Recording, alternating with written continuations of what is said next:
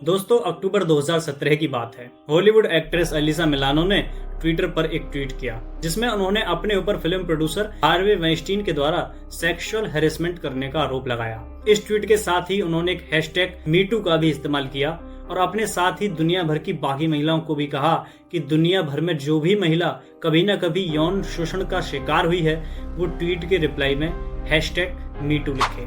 देखते ही देखते अलीसा का ये ट्वीट वायरल हो गया और दुनिया भर में मीटू मूवमेंट की शुरुआत हुई, जिसमें महिलाओं ने खुलकर जब कभी भी उनके खिलाफ कोई भी इस तरह की दिक्कत हुई थी उसके बारे में बोलना शुरू कर दिया। इस मूवमेंट ने धीरे धीरे एक क्रांति का रूप ले लिया और एक साल गुजरते गुजरते ये भारत में भी बहुत पॉपुलर हो गया। इस मूवमेंट की वजह से बड़े सेलिब्रिटी और अच्छे खासे फेम वाले लोगों पर रेप और सेक्सुअल हैरेसमेंट के आरोप लगने लगे। और जानते हो दोस्तों, सबसे हैरत की बात क्या है? इस मूवमेंट में हिंदुस्तान भर में संस्कारी बाबूजी कहे जाने वाले आलोक नाथ का नाम भी दर्ज हो गया। टीवी एक्ट्रेस विंता नंदा ने इनके ऊपर रेप करने का आरोप लगाया, लेकिन ये अकेली नहीं थी, बल्कि इनके आवाज उठाने के बाद कई और चेहरों से नकाब उतरे जो अभी तक उनके साथ हुए हैरेसमेंट को छुपाए हुए थे। अकेली विंता नंदा ने ही नहीं बल्कि एक्ट्रेस दीपिका अमीन और संध्या मृदुल ने भी इनके ऊपर यही आरोप लगाए। इन आरोपों में कितनी सच्चाई थी और कितना झूठ, ये तो वही जानते हैं जिनके साथ हुआ है। लेकिन इस मूवमेंट की वजह से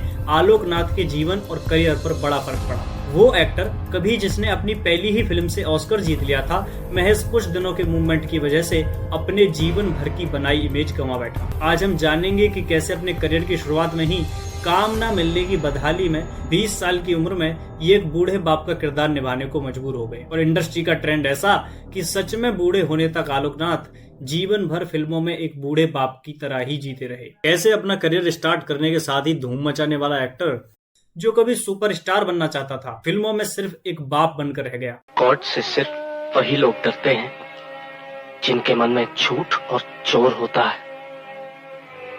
सच्चे लोग खुदा से मोहब्बत करते। और बदकिस्मती ऐसी कि अगर गलती से खुद को हीरो बनाने की कोशिश भी की तो बुरी तरह मात खाई।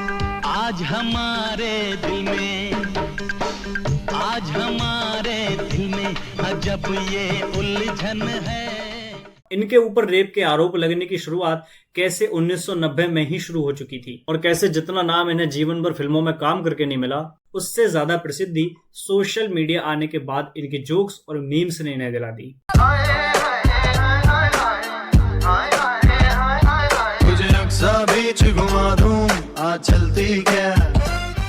आलोकनाथ का जन्म 10 जुलाई 1956 को खगड़िया, बिहार में हुआ था। उनके पिता और दादाजी दोनों ही डॉक्टर हुआ करते थे, तो परिवार में ये उम्मीद की जाती थी कि आलोक भी आगे चलकर डॉक्टर ही बनेंगे। लेकिन उनका डॉक्टर के काम में कोई इंटरेस्ट नहीं था। उन्होंने अपनी स्कूल की पढ़ाई मॉडर्न स्कूल 12 खंबा रोड दिल्ली से की। कॉलेज किया हिंदू कॉलेज दिल्ली से ही और इसके बाद फिल्मों की दुनिया में काम करने का उनका मन ऐसा जगा कि इन्होंने नेशनल स्कूल ऑफ ड्रामा से थिएटर में ग्रेजुएशन की डिग्री भी हासिल कर ली। एक्टिंग सीखने के बाद वो दिल्ली में रहकर ही एक्टिंग की प्रैक्टिस करते रहे और अंततः फिल्मों में काम करने के लिए मुंबई आ गए। बहुत धक्के खाने के बाद उन्हें 1980 में टीवी सीरियल रिश्ते नाते में एक रोल निभाने को मिला। आलोक ने रोल पूरी शिद्दत से किया और इनके अच्छे काम की वजह से इन्हें और भी टीवी सीरियल और फिल्मों में काम मिलने लगा। जैसे 1982 में आई फिल्म गांधी, जिसे हिंदी सिनेमा और हॉलीवुड दोनों इंडस्ट्री ने मिलकर बनाया था, उसमें भी आलोकनाथ नजर आए और इनकी पहली ही फिल्म ने ऑस्कर भी जीत लिया। Kill off your officials before they disgrace one Indian woman.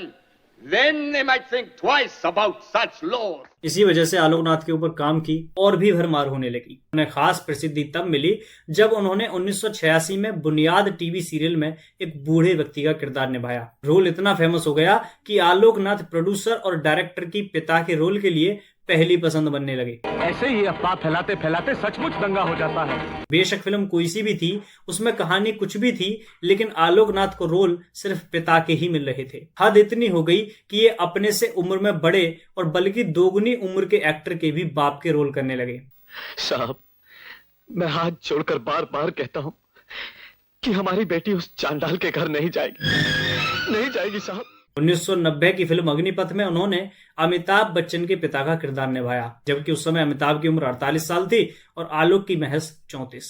Alok Nath का शौक शुरू से ही फिल्मों में हीरो बनने का था, इसलिए बार बार पिता के रोल करने से वो तंग आ गए। उन्होंने इस इमेज को तोड़ने के लिए टीना मुनीम के साथ एक लीड रोल एक्टर की तरह काम किया। फिल्म का नाम था कामाग्नि, जो कि 1987 में रिलीज हुई थी। लेकिन बजाय इसके कि आलोक नाथ अपने आप को एक हीरो के रूप में साबित कर पाते, इस फिल्म की वजह से उनके करियर को और ज्यादा धक्का लगा। उन्हें पिता के रोल और ज्यादा मिलने लगे। अब प्रोड्यूसर और डायरेक्टर को विश्वास हो चला था कि वो सिर्फ पिता के रोल ही कर सकते। इसी वजह से इनका नाम फिल्मी दुनिया में संस्कारी बाबूजी भी पड़ गया। लेकिन आलोक पिता के रोल करने से इतने परेशान थे कि जब एक प्रोड्यूसर ने इन्हें एक फिल्म में जितेंद्र के पिता का किरदार निभाने को कहा तो इन्होंने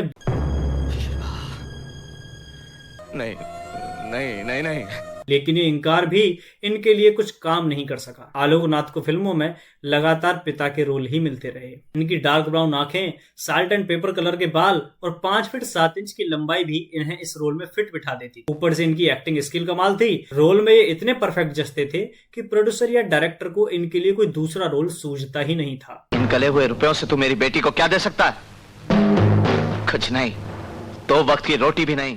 आलोक नाथ के द्वारा निभाए गए सीरियल काफी फेमस हुए, जैसे रिश्ते, सपना बाबुल का विदाई, यहाँ मैं घर घर खेली और ये रिश्ता क्या कहलाता है। इसी के साथ साथ इनकी फिल्में भी अच्छी खासी हिट रहीं, जैसे मैंने प्यार किया, हम आपके हैं कौन, कभी खुशी कभी गम, विवाह, लागा चुनरी में दाग, मुझसे दोस्ती करोगे, साजन, रात गई बात गई और सोनू के टीटू की स्वीटी। इनके करियर में इनके पास काम की कभी कमी नहीं हुई और यही वजह रही कि इन्होंने अपने जीवन में 500 से ज्यादा फिल्मों में दमदार अभिनय किया और दर्जनों टीवी सीरियल में ये बार बार नजर आए। 90 के जमाने में ही एक्ट्रेस नीना गुप्ता आलोक नाथ की गर्लफ्रेंड रही थी, लेकिन ये रिश्ता ज्यादा दिन चला नहीं। 1987 में इन्होंने एक स्कूल टीचर आशु सिंह से शादी कर ली। इस शादी से इन्हें 2 बच्चे हुए, बेटा शिवांग और बेटी जुनाई। इनकी एक बहन भी है जिनका नाम है विनीता मलिक, जो कि ये रिश्ता क्या कहलाता है सीरियल में भैरवी का किरदार निभाने के लिए फेमस है। और चलिए साथियों, अब बात करते हैं उस विवाद के बारे में जिसका जिक्र हमने आपसे शुरू में किया था। तो हुआ यूं कि तारा सीरियल की राइटर और प्रोड्यूसर रही विनीता नंदा ने 2018 में सोशल मीडिया पर एक इमोशनल पोस्ट लिखा था, जिसमें उन्होंने आलोक नाथ पर उनके साथ 1990 में जब उनका काम करने का अनुभव था तब सेक्सुअल हैरेसमेंट और बदतमीजी का आरोप लगाया था। विनीता नंदा ने कहा कि जब वो और आलोक नाथ एक साथ काम कर रहे थे तब आलोक नाथ ने उनके साथ रेप किया था। उन्होंने बताया कि उन्होंने ये बात बहुत समय तक छुपाई रखी, लेकिन मीटू मूवमेंट के तहत अपने अनुभव को सबके सामने लाने का फैसला किया। उन्होंने ये भी कहा कि आलोक नाथ ने उन्हें इमोशनली और मेंटली भी अब्यूज किया था। इस पोस्ट के बाद कई और महिलाएं भी आगे आईं और उन्होंने भी आलोक नाथ के खिलाफ अपने एक्सपीरियंस शेयर किए। ये केस पब्लिक हुआ और आलोक नाथ को काफी बैकलैश मिला। इसके बाद उन्होंने अपने ऊपर लगाए गए आरोपों को नकार दिया और अपने आप को इन सब एलिगेशंस से मुक्त बताया। लेकिन ये मामला यहीं रुका नहीं, बल्कि विनीता नंदा ने मुंबई के ओशीवाड़ा पुलिस स्टेशन में जाकर आलोक नाथ के ऊपर एक FIR दर्ज करा दी। पलटवार में आलोक नाथ ने खुद और अपनी पत्नी को साथ लेकर नंदा के ऊपर डिफेमेशन केस फाइल कर दिया। केस के अंदर उन्होंने नंदा से कंपेंसेशन और एक रिटन अपोलॉजी लेटर लिखकर देने की मांग की। जवाबी प्रतिक्रिया में 17 अक्टूबर 2018 को नंदा ने फिर से उनके ऊपर एक शिकायत दर्ज करा दी। आलोक नाथ का करियर इस सबसे बहुत प्रभावित हुआ और कई टीवी सीरियल और फिल्मों के रोल उनके हाथ से छिन गए। प्रोड्यूसर्स ने उनको दिए गए रोल किसी और एक्टर को साइन करा दिए, जिसकी वजह से आलोक नाथ का करियर लगभग खत्म सा हो गया और उसके बाद से आज तक उन्हें किसी फिल्म में काम करने का मौका नहीं दिया गया। हालांकि सबूत न होने के अभाव में 11 अगस्त 2019 को इंडिया टुडे की एक रिपोर्ट में बताया गया कि ये केस बंद कर दिया गया है, लेकिन आलोक नाथ का पिटा हुआ करियर वापस पटरी पर नहीं आ सका। आलोक नाथ का महिलाओं के साथ भिड़ने का ये अकेला इंसिडेंट नहीं था, बल्कि फिर से एक बार जून 2015 में जब नरेंद्र मोदी सरकार ने बेटी बचाओ बेटी पढ़ाओ योजना चलाई तो उन्होंने पिताओं से अपनी बेटियों के साथ सेल्फी क्लिक करके सोशल मीडिया पर अपलोड करने और बेटी बचाओ बेटी पढ़ाओ का ट्रेंड चलाने का सुझाव दिया। बेटी बचाओ बेटी पढ़ाओ, जिसे फॉलो करते हुए आलोक नाथ ने भी अपनी बेटी के साथ फोटो खींचकर ऐसा ही किया, जिसके जवाब में एक महिला जो कि मोदी सरकार से खुश नहीं थी, उन्होंने नरेंद्र मोदी और उनकी सरकार के खिलाफ कुछ अपशब्द बोले तो आलोक नाथ ने जवाब में उन्हें गाली दे दी और उस महिला को जेल में डालने का आदेश देते हुए कहा, जेल द बिच। विवादों से हटकर अगर आलोक नाथ की आदतों की बात करें तो उनकी आदतें हैं जूते इकट्ठे करना और अपने पालतू कुत्तों के साथ समय बिताना। और बात करें स्टाइल कोशिएंट की तो इनके पास में ऑडी Q3 और Audi A4 जैसी गाड़ियां भी हैं। इसी के साथ साथ आलोक नाथ शराब और सिगरेट पीने के भी शौकीन हैं। दोस्तों, दिसंबर 2013 में उनके द्वारा निभाए गए किरदार और कई सारे डायलॉग्स मीम के रूप में अचानक से सोशल मीडिया पर वायरल होने शुरू हो गए। गाना चला दो। उन जोक्स और मीम्स पर रिएक्ट करते हुए आलोकनाथ ने बताया कि वो उन्हें बहुत पसंद आते हैं। झलक दिखला जा एक बार जा जा जा जा। छोटा सा था, मुझे बाबूजी बुलाया करता था।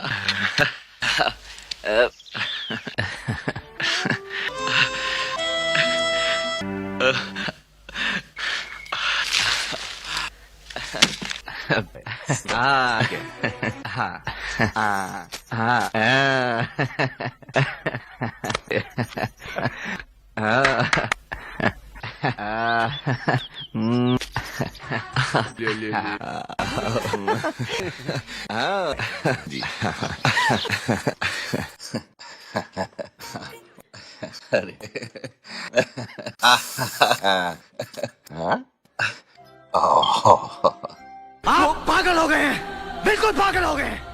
तो साथियों, यही थी आलोकनाथ की जीवनी। उनके ऊपर लगाए गए एलिगेशंस के बारे में आप क्या सोचते हैं, ये हमें कमेंट करके बताएं। तो क्या आप आलोकनाथ को और भी फिल्मों में देखना चाहेंगे, ये भी कमेंट करके जरूर बताएं। साथ ही अपने चैनल अनबीटेबल बायोग्राफीज को अपना प्यार देना ना भूलें। धन्यवाद।